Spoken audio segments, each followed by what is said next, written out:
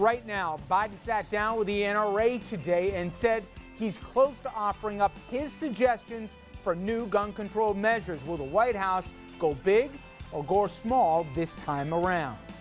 And next, new findings indicating the late football star Junior Seau was brain damaged, a problem that could ultimately have caused his death. Is it time for the NFL now to consider even new safety measures, or could they be facing a reality of being uninsurable? And later, a curveball for Cooperstown. No one, not one single player on an all-time ballot here was let into the Hall of Fame this year, all suspected, or many at least, of using steroids. What does it mean for the future of America's pastime? Good evening, everybody, and welcome to RFL. I'm Richard French. Thanks so much for joining us this Thursday evening, January 10th. We're going to get into the steroids issue, and I got a terrific interview as well here with one of the leading attorneys who's looking at the issue and talking about, forget about just the NFL, what about ensuring colleges, high schools, Pop Warner? You may be surprised some of the consequences that could be coming down the pike for the NFL and football in general in America. And on top of that, we'll have a one-on-one with Harry Carson, the Hall of Fame linebacker, who's got something really interesting to say about his perspectives on football and whether or not he'd let his kids play. But we'll get to that in a minute. We lead, though, first with guns in yet another school shooting today, this time at a high school in California. 2 people injured, the suspect taken into custody. And at a Brooklyn park this afternoon, gunfire hitting a toddler celebrating his 2nd birthday. The bullets hit the child in the arm and his father in the hand. Police said it appears to have been a targeted attack on the father. Both father and son taken to a hospital where they're undergoing surgery as we speak. Meanwhile, in our nation's capital, the vice president said today that he and his task force on gun violence will offer new recommendations to the president by this coming Tuesday. He met today with gun rights and sportsman groups, including the NRA.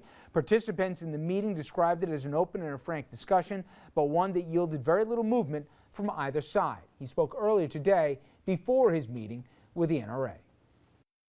In all my years involved in these issues, there is nothing that has pricked the consciousness of the American people. There is nothing that has gone to the heart of the matter more than the visual image people have of little 6-year-old kids riddled, not shot with a stray bullet, riddled with bullet holes in their classroom. And the public demands we speak to it. I'm not sure that we can guarantee this will never happen again. But as the president said, even if what we do only saves one life, it makes sense.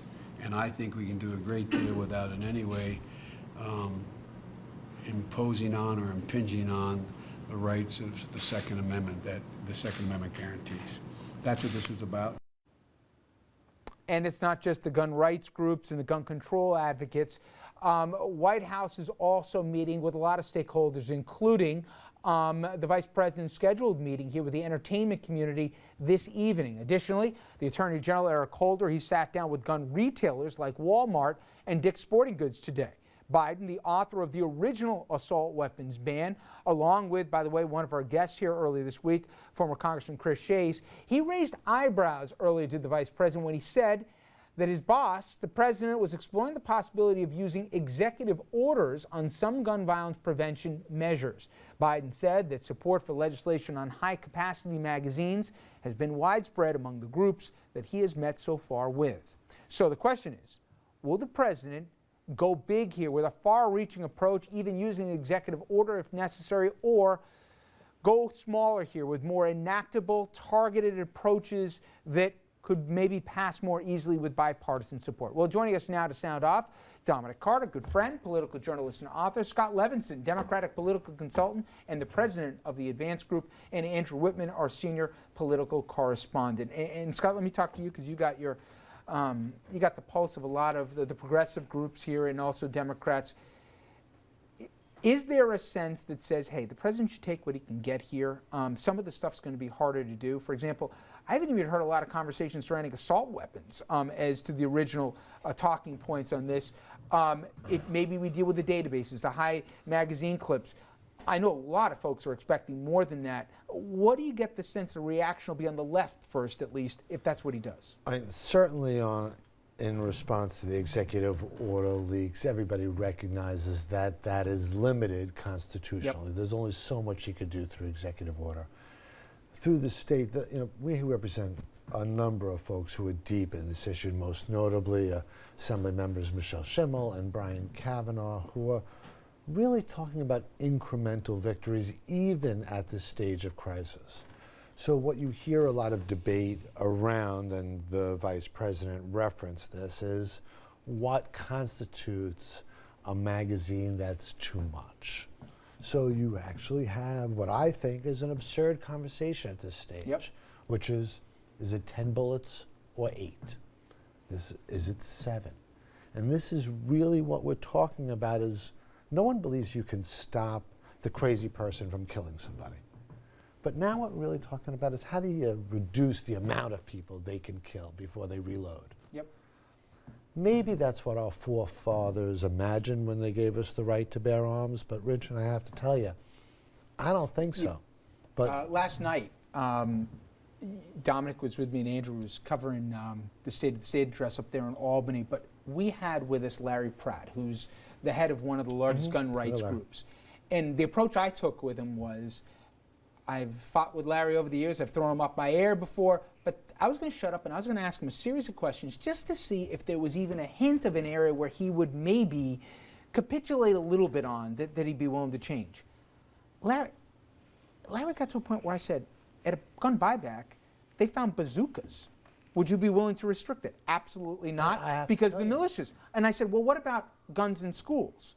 Would you, I know you want not only armed guards, but would you want teachers? Yes. Would you want the lunch lady? Yes. I go, what if a senior's 18? Yes. Baffling. There is nothing. Baffling. And to me, I think for people seeking to find consensus with the groups or all the stakeholders, they're never going to find it. except that I do think most thinking Americans, if you'll excuse the expression, know that they don't want their neighbor to have a bazooka. So we've already crossed the line on whether we can limit the amount of arms. Now you actually have to make a rational argument that I have the right to have 8 bullets in my magazine. But that's why I think the president needs to get what he can in any sort of deal as something of a beachhead here to prove to those Americans who are in the middle, who are between where the NRA would be and where, let's say the Brady campaign would be, so that they can see, okay, these restrictions do have an impact, they do make things safer, and it's not an incredible imposition on my freedoms or my rights. We have a conversation that ends, guys, or assault weapons, nothing changes with assault weapons, then shame on us as a country. But do you really think this conversation ever ends? Because it's something I'm willing to venture to say something will happen. It may be controversial, it may be tough to do, but something will happen with assault weapons. If it doesn't, what's the point of even having this argument? But isn't there something absurd about That this we have to debate this. on incrementalism? Yes. But if you can get the high ammo clips and not the assault weapons, then maybe in 6 months you can go after the assault weapons. And you know what? You might even be right, where that's the legislative conclusion as. But if I said to us a month ago, right, that maybe we can get assault, maybe we can get these extended clips cut down, but no, those AR-15s, that Bushmaster that walked in and killed 26-year-olds, now that we can't do in this country. To me, that's, unfortunately you might be right, but that's maybe going to be the most shocking conclusion out of this. Now, it's not just Washington that's got to figure this out. You have at the state level governors that aren't waiting for D.C. to get their act together. You have Governors Malloy and Governors Cuomo of Connecticut and New York, of course, respectively. They both addressed the issue yesterday during their respective State of the State's address. In the midst of one of the worst days in our history, we also saw the best of our state. Teachers and a therapist that sacrificed their lives protecting students. Our brave Connecticut State Troopers, Newtown's local law enforcement and firemen, and others that responded courageously when called upon. Sorry. Let me be very, very clear. Let me be clear. Freedom is not a handgun on the hip of every teacher, And security should not mean a guard posted outside every classroom. No one hunts with an assault rifle. No one needs 10 bullets to kill a deer. And too many innocent people have died already. End the madness now. Pass safe, reasonable gun control in the state of New York. Now, the governor he went on to offer a 7-point plan for gun violence prevention when it comes to New York State. And here's the larger points that came out of it. Number one, enact the toughest assault weapon ban in the country. He even went further in a previous radio interview. He didn't say this where he talked about mandatory buybacks, which says if you don't want to give it up, we're going to take it back from you. He stepped back from that one. He also wants to have that loophole that you have where you can buy at these gun shows, close the private sale loophole entirely by requiring background checks everywhere. High-capacity magazines we talked about. He wants to ban those, enact tougher penalties for illegal gun sales, guns on school grounds, and gun use by violent gangs. Also banning guns from the mentally ill. Imagine that we're debating this. Banning the sale of ammo on the internet and creating a state check on all ammo purchases, which is another way to do it. Dom, I look at the polls. I'm not going to bother everybody with the data, and there's some conflicting information. But when you say the ammo clips, the background checks, I mean, even the NRA supports a background check. But the polls don't matter. They're completely irrelevant with this, Richard. I mean, I hate to be honest with you. It doesn't matter what the polls show. What matters is the money that the NRA brings to the table. What matters is the will of the NRA. The one thing I took away in November was, why is everybody afraid of the Grover Norquists of the world or the NRA? At the end, they didn't have that much juice. They didn't really dictate an election. I think people have been living in fear. I mean, they spent chump change when it was all said and done in the elections. Aren't people afraid of really a false negative? I mean, yes, they have some influence, yes, you are correct. And I really believe, I have nothing to back this up, that this time, that this president in particular is going to really stand up to the NRA. And I believe we're going to see it relatively soon. Ask these guys. Andrew believes they're going to take an incremental approach, I think. Because the president has to be careful. If he goes too small, the backlash will boomerang on him.